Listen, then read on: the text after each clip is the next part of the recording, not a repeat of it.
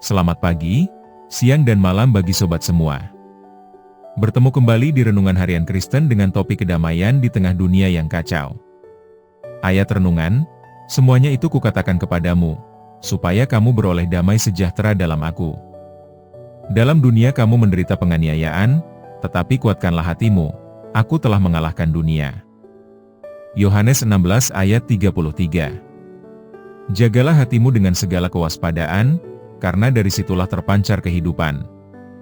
Amsal 4 ayat 23. Jika kita hanya melihat dunia melalui layar televisi atau media sosial, kita akan dengan mudah mengambil kesimpulan bahwa dunia ini sudah hancur lebur dan tidak ada harapan lagi.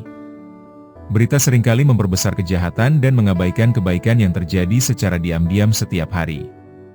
Yesus tidak pernah menjanjikan bahwa dunia ini akan selalu damai dan tanpa masalah. Dalam Yohanes pukul 16.33, ia dengan sangat jujur berkata bahwa kita akan menghadapi penderitaan dan kekacauan. Namun, kalimatnya tidak berhenti di situ.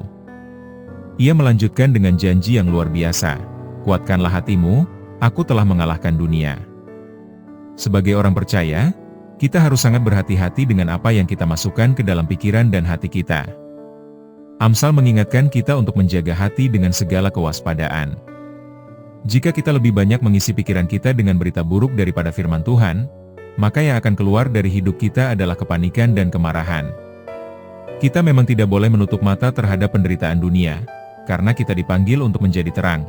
Tetapi kita juga tidak boleh membiarkan berita dunia menggeser tahta Tuhan di hati kita. Saat berita membuat Anda merasa tidak berdaya, ingatlah bahwa Tuhan masih memegang kendali. Tugas kita bukanlah memikul beban seluruh dunia di pundak kita, melainkan membawa beban tersebut kepada Tuhan dalam doa, dan melakukan bagian kecil kita untuk membawa kasih Kristus ke tempat kita berada. Di era digital ini, kita dihujani oleh siklus berita 24 jam sehari.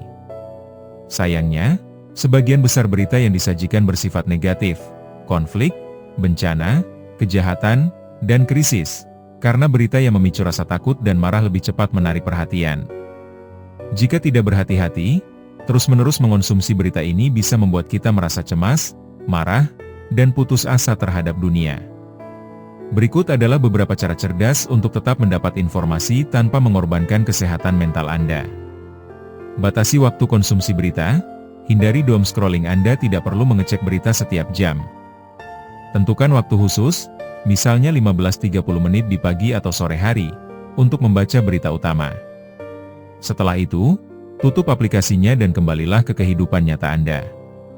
Pilih sumber yang objektif, bukan sensasional. Banyak media menggunakan judul clickbait yang dirancang khusus untuk memicu emosi, kemarahan atau kepanikan. Carilah sumber berita yang menyajikan fakta secara berimbang tanpa terlalu mendramatisasi keadaan. Jangan membaca berita sebelum tidur. Mengonsumsi berita negatif tepat sebelum tidur akan memicu hormon stres, kortisol, di otak Anda. Hal ini membuat Anda sulit tidur dan menurunkan kualitas istirahat Anda. Matikan berita setidaknya 1 jam sebelum Anda tidur. Cari orang-orang yang menolong.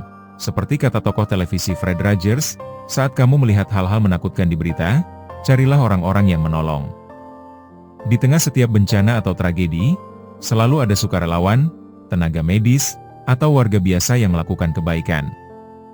Fokuslah pada kemanusiaan mereka. Ubah keputusasaan menjadi tindakan. Merasa marah atau sedih melihat ketidakadilan di berita adalah hal yang wajar. Namun, jangan biarkan perasaan itu berhenti menjadi rasa frustrasi yang melumpuhkan. Ubah emosi tersebut menjadi tindakan nyata. Berdonasilah untuk korban bencana. Jadilah sukarelawan di komunitas Anda, atau mulailah membagikan hal positif di lingkungan Anda sendiri. Doa penutup. Bapa yang berdaulat atas langit dan bumi, aku datang kepadamu dengan hati yang seringkali merasa berat. Saat aku melihat dan mendengar berita tentang kekacauan, kekerasan, dan penderitaan di dunia ini, aku mudah merasa cemas, marah, dan kehilangan harapan. Tuhan, tolong ampuni aku jika aku lebih mempercayai ketakutan yang disajikan dunia daripada mempercayai janji-janji-Mu. Ajarilah aku untuk memiliki hikmat dalam menyaring informasi yang kuterima setiap hari. Berikan aku disiplin untuk menjaga hatiku dan membatasi hal-hal yang merusak damai sejahteraku. Saat aku melihat penderitaan orang lain, Ubahlah kemarahanku menjadi belas kasihan yang mendorongku untuk berdoa dan bertindak menolong sesama. Penuhilah pikiranku dengan kebenaran-Mu, agar aku tetap bisa menjadi pembawa damai dan pengharapan di tengah dunia yang gelap ini. Di dalam nama Tuhan Yesus Kristus, Sang Raja Damai, aku berdoa. Amin.